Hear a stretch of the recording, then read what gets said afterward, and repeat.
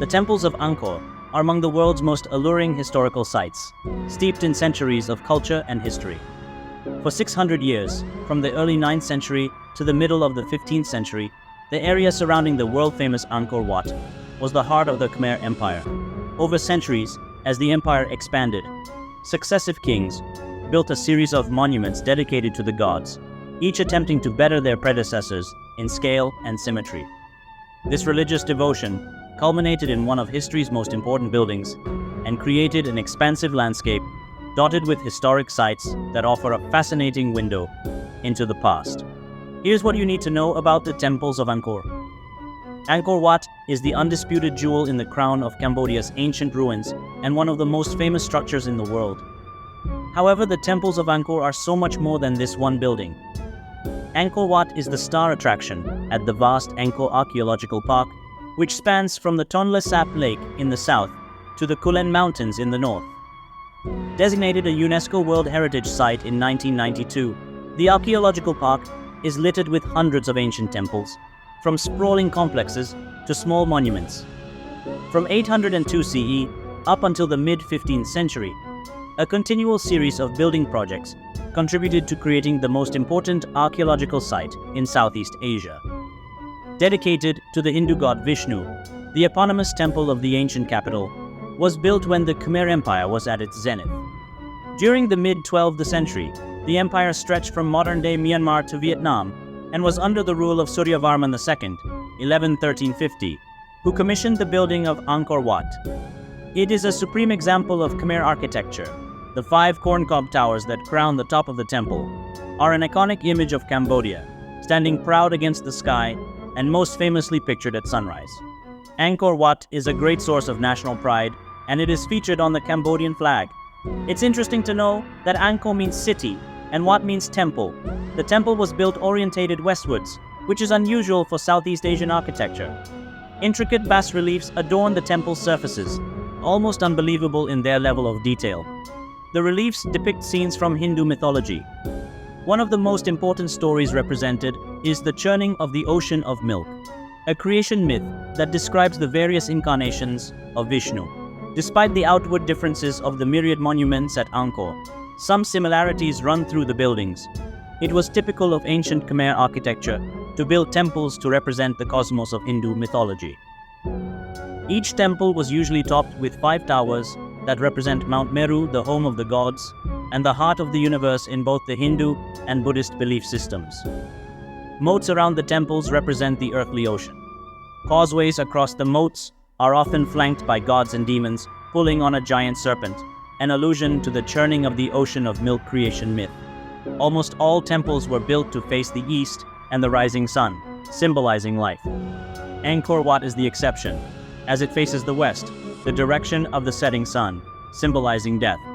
In 802 CE, Jayavaram II united the many disparate Khmer states, declared himself a Devaraja, God King, and founded the ancient city of Angkor, which would become the capital of the new empire. For more than half a millennium, the Khmer Empire flourished under the rule of successive god kings, and Angkor grew into a sprawling city. It was the world's largest city, with a population of around 1 million people at its height. However, after a period of decline, the empire eventually collapsed in 1431 when Thai forces sacked Angkor.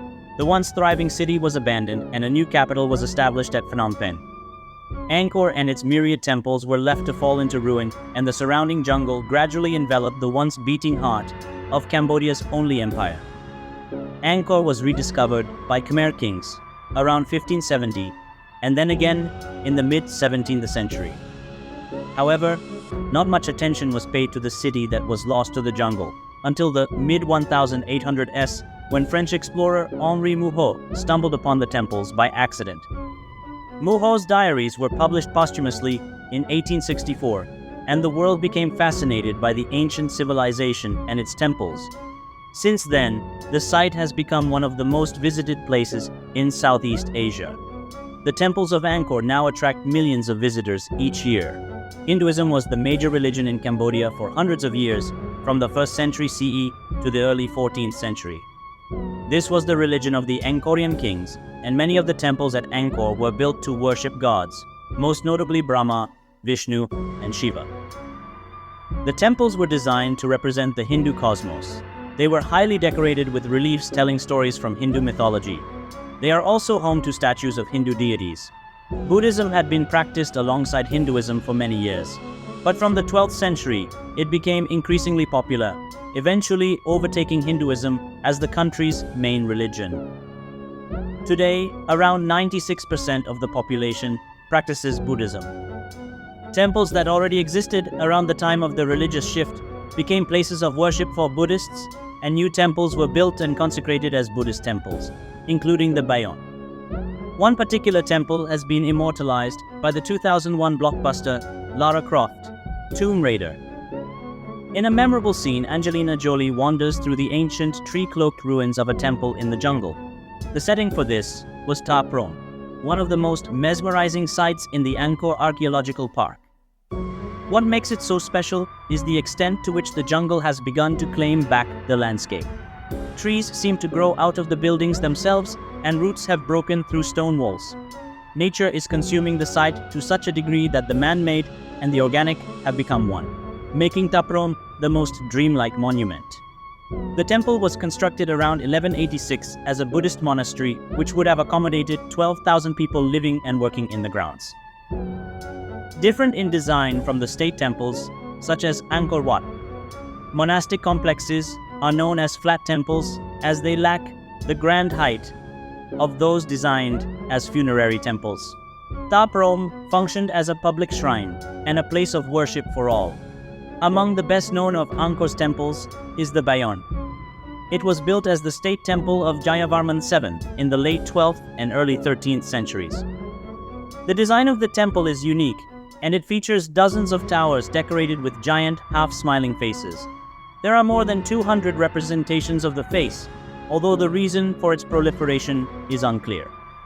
Constructed at a time of religious change, the Bayon aimed to embrace all the religions of the kingdom, including Hinduism, Buddhism, and Islam. However, it was consecrated as a Buddhist temple, and at its center was a statue of Buddha. During the brief period that the state religion reverted from Buddhism back to Hinduism, this statue was destroyed. Angkor is known as a city of temples built by kings, but there are some notable exceptions. Some of the temples were built by local dignitaries, the best example of which is Bantay. The king granted his trusted guru and his brother land and permission to build the temple, which was consecrated in 967 CE. Bantay is one of the most beautiful and alluring monuments at Angkor, and certainly the most elaborately decorated. It is constructed from rose-pink sandstone, giving it a soft but striking color. The walls, doors, and pediments are filled with floral motifs and scenes from the Ramayana, an epic Hindu poem. Angkor Thom was a fortified city that was once the capital of the Khmer Empire. Its name means the Great City, and it housed the royal palace and several temples, including the famous Bayon and Phimyanaka's temple. The Terrace of the Elephants can also be found inside the walls of Angkor Thom. The 1,000-foot-long terrace, decorated with bas-reliefs of hundreds of elephants, was once the base of a royal reception hall, which is now lost. It also served as a viewing platform over the surrounding landscape. As with the rest of Angkor, the city of Angkor Thom was abandoned by the middle of the 15th century, following the invasion of Thai forces.